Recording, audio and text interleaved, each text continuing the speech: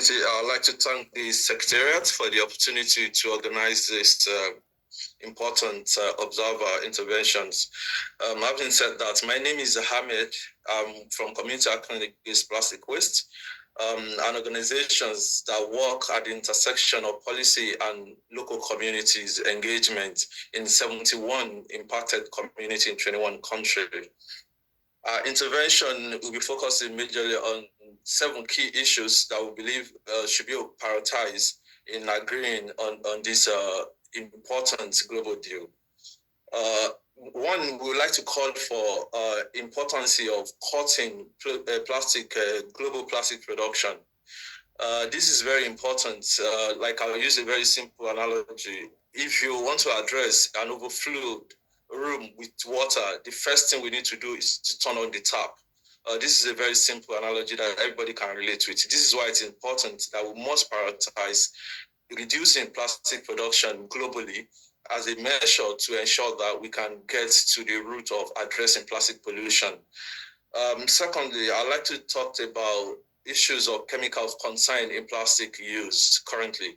We know that in many communities, particularly in the global south, plastic chemicals, harmful chemical use in plastic production is affecting people and driving many of them more into poverty because they need to spend money that they do not have in the first place on their health because of the exposure to these toxic chemicals. I'd like to also talk quickly about solutions. We need to prioritize solutions that are, concretely about zero waste.